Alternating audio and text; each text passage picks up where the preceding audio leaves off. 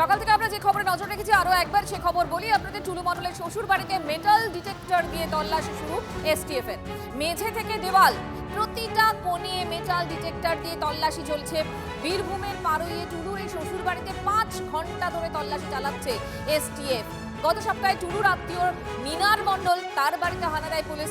উদ্ধার হয় 28.5 কোটি নগদ টাকা আর 15 কেজি সোনা। এবার টুলু মণ্ডলের শ্বশুর বাড়ি, সেখানেও তল্লাশি চলছে। হিমাদ্রি আমাদের সঙ্গে রয়েছেন, সরাসরি কথা বলবো তার সঙ্গে। হিমাদ্রি, 5 ঘন্টার উপর হয়ে গেল, এখনো তল্লাশি চলছে। কি খবর আমরা পাচ্ছি? কিছু কি পাওয়া গেল? কেন এই তল্লাশি এবং এখনো কেন চলছে এই তল্লাশি? হ্যাঁ দেখো, একেবারে সকাল 9:20 থেকে এই তল্লাশি শুরু হয়েছে। এখনও পর্যন্ত এই যে বাড়ি রয়েছে, এই বাড়িতে কিন্তু টুলু মণ্ডলের যে শ্বশুর বাড়ি, সেখানে কিন্তু তল্লাশি চলছে। এসটিএফের আধিকারিকরা রয়েছে, বীরভূম জেলা পুলিশের আধিকারিকরা রয়েছে। কিছুক্ষণ আগে আমরা দেখলাম যে এই বাড়ির যে সদর দরজা রয়েছে, সেই দরজায় কিন্তু মেটাল ডিটেক্টর নিয়ে যে পুলিশের যে আধিকারিকরা তারা কিন্তু পৌঁছালেন। এবং এই বাড়ির যেটা সূত্র মারফত খবর পাচ্ছি যে এই বাড়ির একটি বাথরুম রয়েছে, যেই বাথরুমটিকে নতুনভাবে রিকনস্ট্রাকশন করা হয়েছে। এবং সেই কেন এই রিকনস্ট্রাকশন করা হয়েছে, এর ভেতরে কি কিছু লুকিয়ে রাখা হয়েছে, সোনা বা অন্যান্য কিছু কি লুকিয়ে রাখা হয়েছে, এই ধরনের একাধিক প্রশ্ন কিন্তু এই মুহূর্তে উঠছে যারা আধিকারিক রয়েছে তাদের মনে। আর সে কারণেই কিন্তু এই মেটাল ডিটেক্টিভ দিয়ে তারা পরিষ্কার হতে চাইছে যে এই বাথরুমের মধ্যে কোনো কিছু লুকিয়ে রাখা হয়েছে কি না। শুধুমাত্র যে বাথরুম স্ক্যানার রয়েছে এমনটা নয়, এই বাথরুমের সাথে সাথে কিন্তু বাড়ির একাধিক জায়গাতেও তল্লাশি চালানো হচ্ছে। কারণ এই বাড়িতেই কিন্তু একাধিক এমন কয়েকটি আলমারি রয়েছে যেগুলি কিন্তু একেবারে বন্ধ রয়েছে, যেগুলিকে যেই আলমারিগুলির ভেতরেও কিছু থাকতে পারে এমনটাই মনে করা হচ্ছে। আলমারি ভাঙার আগে আধিকারিকরা একেবারে পরিষ্কার হয়ে নিতে চাইছে যে এই বাড়ির মধ্যে কোনো কিছু রয়েছে কিনা। যেমনটা টুলু মণ্ডলের অপর এক আত্মীয়, তার বাড়ি থেকে কেজি কেজি সোনা উদ্ধার হয়েছিল, কোটি কোটি টাকা উদ্ধার হয়েছিল, সেই ধরনের কোনো কিছু রয়েছে কিনা সেটাও কিন্তু খতিয়ে দেখার চেষ্টা করছে। পাশাপাশি পুলিশ আধিকারিকরা একই দিকে যেমন ভেতরে প্রচুর পরিমাণে ফোর্স রয়েছে, বাইরেও কিন্তু সেইভাবে মোতায়েন রাখা হয়েছে পুলিশকে, যাতে কোনো রকম কোনো অপ্রীতিকর ঘটনা না ঘটে। সব মিলিয়ে কিন্তু পুলিশের দেখতে পাচ্ছে উচ্চপদস্থ আধিকারিকরা তারাও কিন্তু এসে পৌঁছেছেন। এই যে মেটাল ডিটেকটিভ নিয়ে আসা হলো, এর মধ্যে থেকে কোনো রহস্য কি ভেদ হবে, সেই প্রশ্নটাও কিন্তু এই মুহূর্তে জোরালো হচ্ছে। কারণ এর আগে যখন প্রায় 28.5 কোটি টাকা উদ্ধার হয়েছিল, 15 কেজি সোনা উদ্ধার হয়েছিল, তখনও কিন্তু এই ধরনের মেটাল ডিটেকটিভ নিয়ে সেখানে দেউচার যে বাড়ি, আত্মীয়ের বাড়ি, সেখানে দেখতে পাওয়া যায়নি। কিন্তু এখন এই বাড়িতে কিন্তু একেবারে মেটাল ডিটেকটিভ নিয়ে পুলিশের আধিকারিকরা সেখানে গিয়ে পৌঁছেছেন এবং ভেতরে কিন্তু চিরুনি তল্লাশি চালানো হচ্ছে।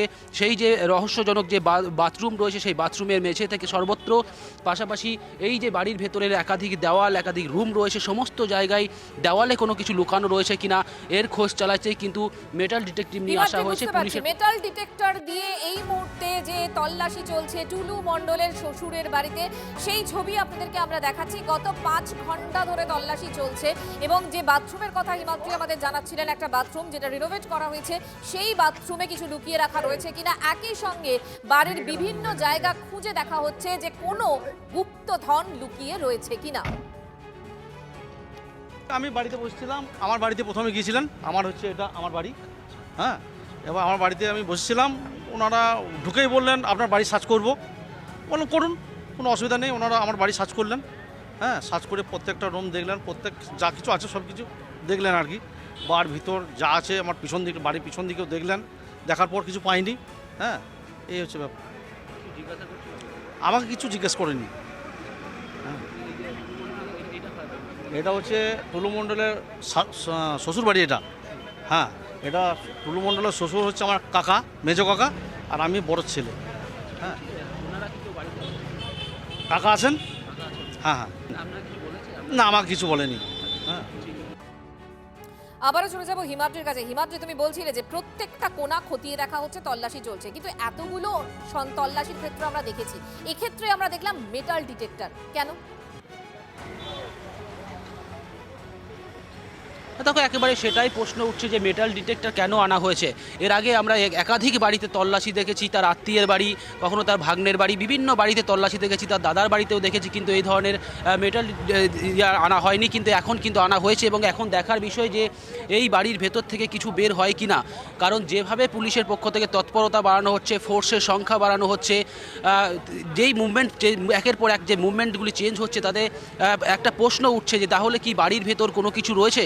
আর অবশ্যই পুলিশের মনে একটা সন্দেহ দেখা দিয়েছে, আর সে কারণেই কিন্তু এই পদক্ষেপ নিতে হচ্ছে পুলিশকে। এর পরবর্তী ক্ষেত্রে আমরা এখন যেটা মনে করা হচ্ছে, এই যে বাড়ি, এই বাড়ির পাশাপাশি আরও যে পাশের বাড়ি রয়েছে সেই বাড়িতেও কিন্তু এইভাবেই তল্লাশি চালানো হবে, কারণ প্রথম তল্লাশি কিন্তু এই বাড়িতেই চালানো হয়েছিল। তারপর এখান থেকে পুলিশের আধিকারিকরা এখান থেকে বের হয়ে যায়, তারপর কিন্তু এই যে পাশের বাড়ি সেখানে আসে।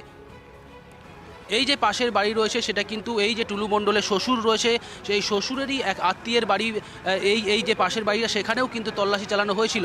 পাশাপাশি আরও একটা জিনিস দেখাবার চেষ্টা করব, এই যে টুলু মণ্ডলের বাড়ির পেছনে যে বাড়িটা দেখতে পাচ্ছ, একেবারে নতুনভাবে সেই বাড়ি একটা বানানো হচ্ছে, সেই জায়গাগুলিতেও কিন্তু তল্লাশি চালানো হবে পুলিশের পক্ষ থেকে। কারণ কোথাও যদি কোনো কিছু লুকিয়ে রাখা হয়, সেই সমস্ত কিছু একেবারে যেন কোথাও ছাড়া না পড়ে যায়, যাতে সমস্তটা পুলিশের নজরে আসে, সেই সমস্ত বিষয়েই কিন্তু জানার জন্য এই মুহূর্তে পুলিশ আধিকারিকরা সেখানে রয়েছেন। এবং নজর রাখো, টুলু মণ্ডলের শ্বশুরের বাড়িতে এই মুহূর্তে তল্লাশি চলছে, মেটাল ডিটেক্টর দিয়ে তল্লাশি চলছে, এবং শুধুমাত্র ওই বাড়ি নয়, আশেপাশের বাড়িতেও তল্লাশি চালানো হবে, এমনটাই এই মুহূর্তে খবর। হিমাদ্রি, নজর রাখো।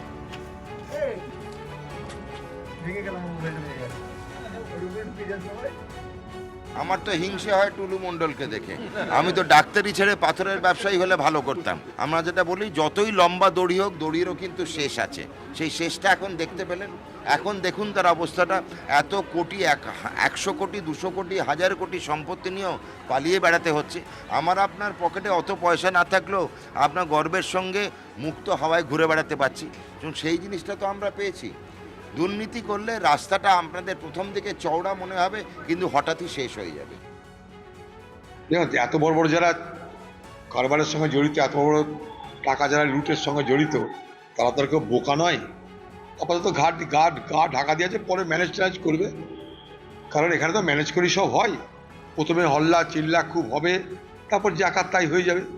টুলুকে ভুলে আবার ভুলুর খোঁজ করতে লেগে যাবে। তখন আমরা টুলু বেশি দিন মাগড়ে চলবে না, এখন বাজার গরম আছে।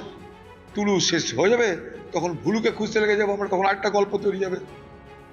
এতে লুট হয়েছে বাংলা সবাই জানে, কারণ প্রশাসন জানতো না। সবাই জানে লুট হয়, কিন্তু প্রশাসন জানে না। কারণ প্রশাসন দালালি করে, সরকার তখন মদত করতো। সরকারের যারা বড় বড় নেতা মন্ত্রী, তারা মাল খেয়েছে।